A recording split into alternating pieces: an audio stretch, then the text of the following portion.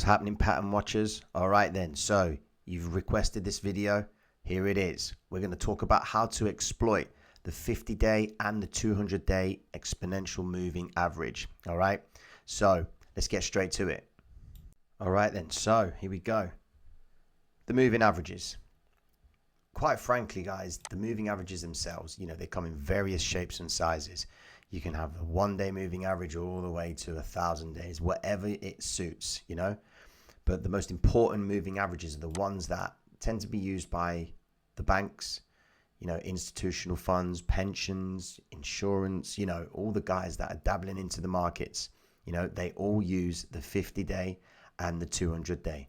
So the 50-day and the 200-day highlighted on this chart, the 200-day moving average is the white line here, okay?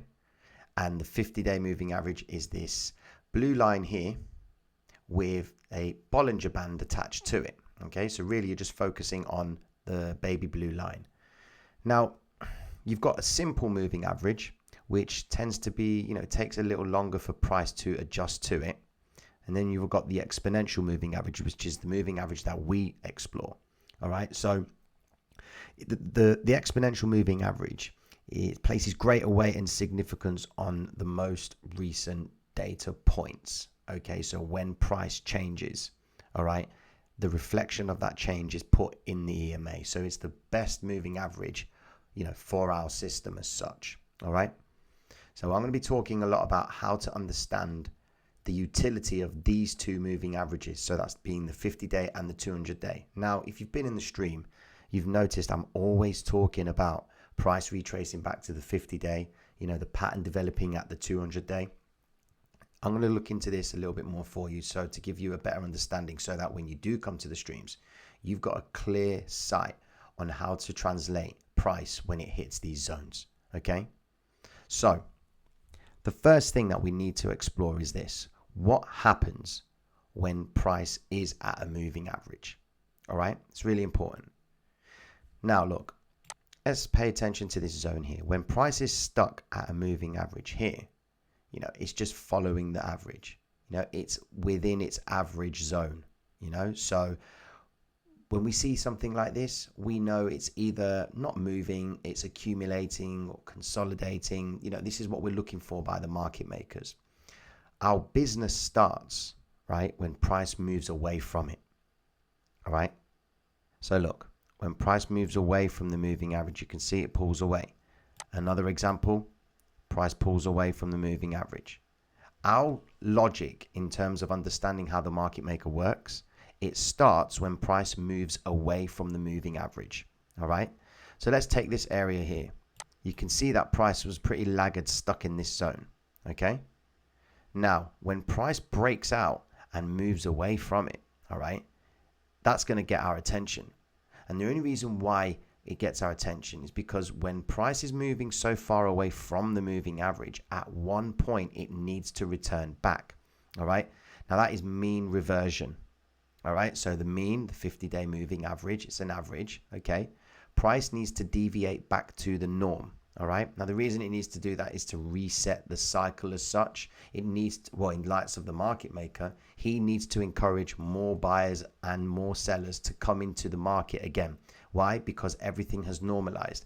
Because what happens is you get a lot of guys that will try and trade these moves away from the 50-day moving average. When price is pulling away from the 50-day, people don't want to miss out on the opportunity. So what they do is they just quickly get into a position and they end up getting blown out. The reason being is because the market maker always likes to bring price back to it. Notice what he does here. He brings the price back to the zone. All right, remember the 50-day is a zone. It's a price zone, likewise with the 200-day. All right. So this is the first factor that you need to see. You need to understand whether or not, if there's going to be a pattern that's going to develop, how far is the moving average in relation to price? Look if it's here. How far is it? At some point they're going to want to bring price back into the mean. Okay. Now, if it's really close to price, like for example over here, you can see how it's just very close, but it's trailing slightly above it. The next factor that is important with moving averages is the direction that they're pointing. All right. So you can see the 50-day moving average is pointing upwards.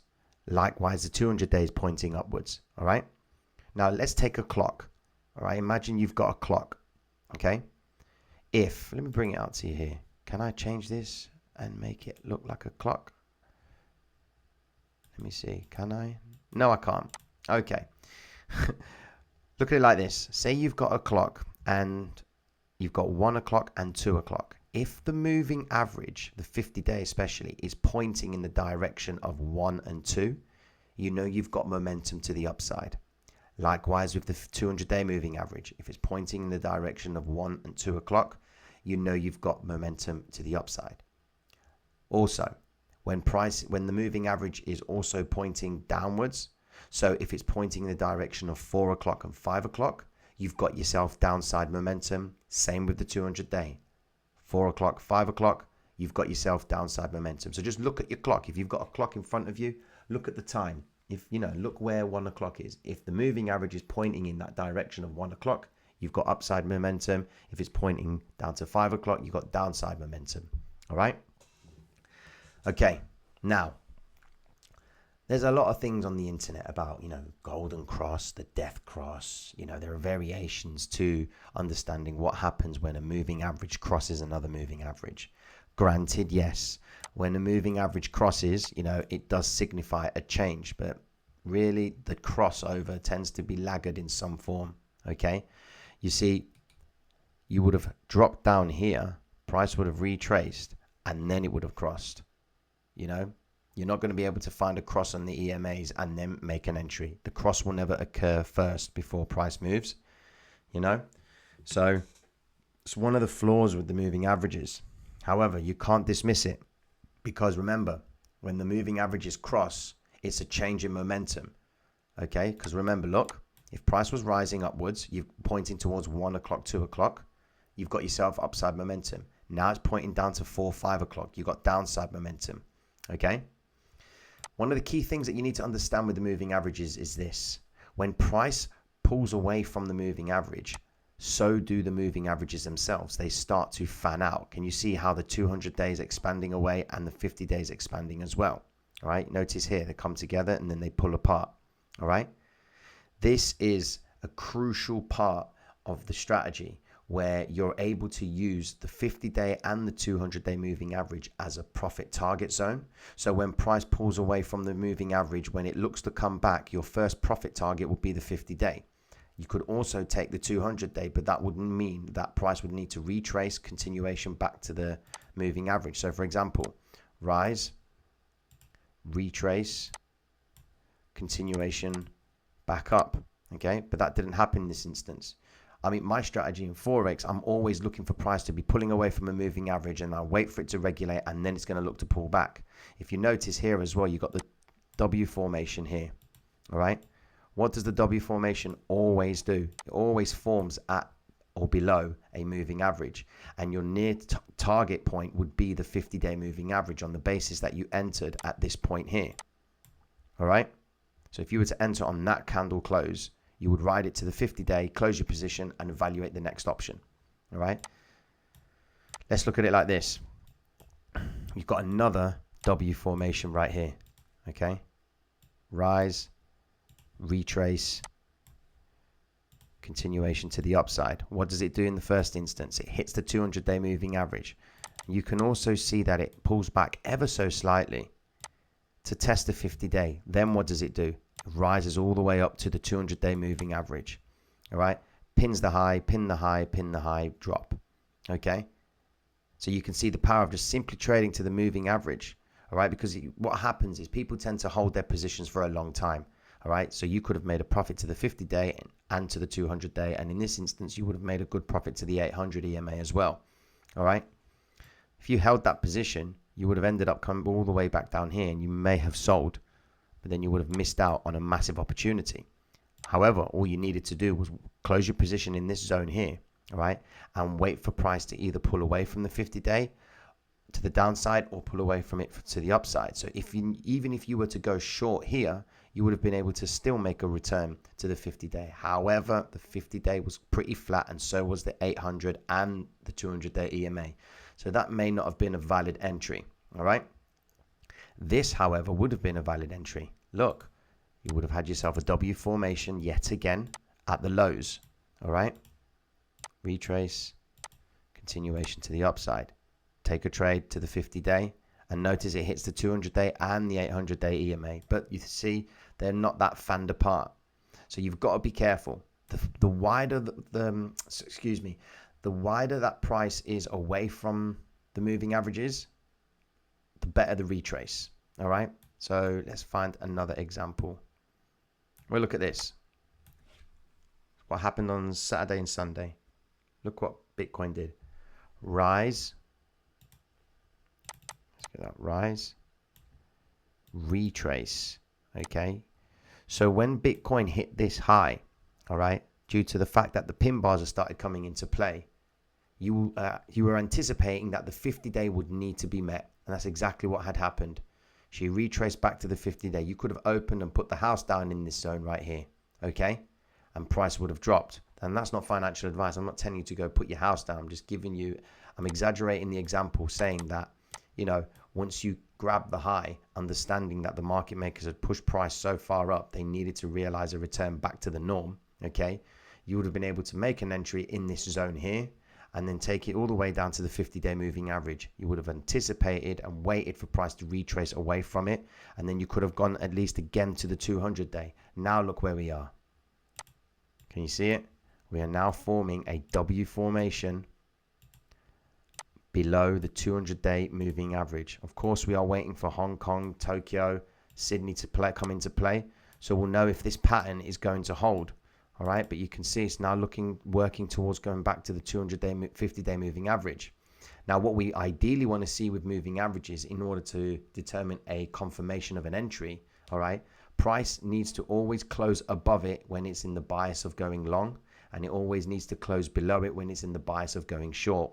Okay. So for example, if you notice here, this W formation right here, there was no entry yet because we needed confirmation that price was going to continue to go to the upside. All right.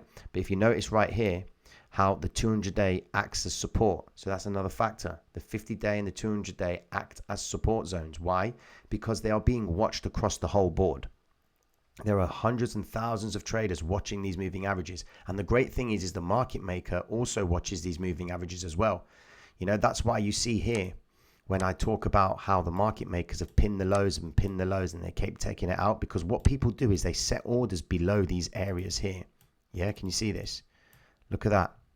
They set orders in these areas because people tell them that if price breaks away from a moving average or taps a zone, there's a good chance that it's going to continue further down. All right.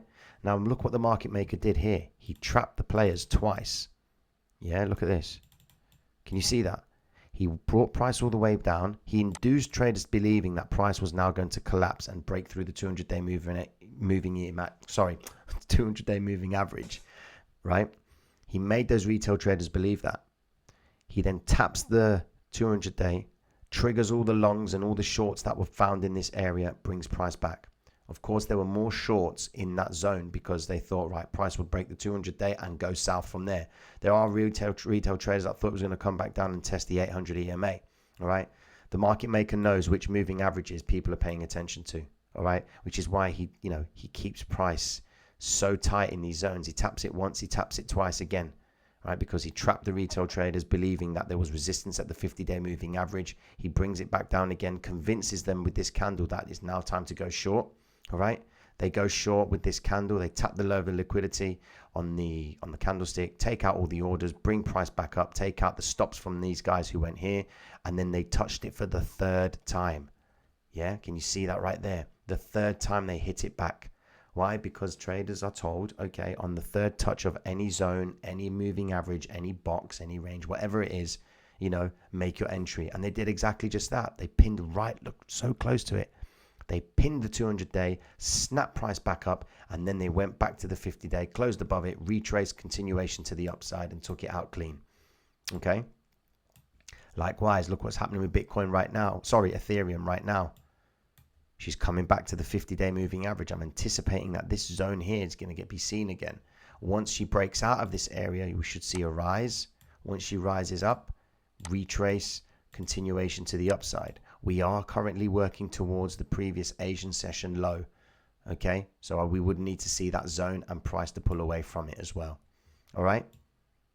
So That's the 50-day and that's the 200-day moving average. Now, is there anything else that you need to know about these moving averages? No, not really. It really is that simple. Okay?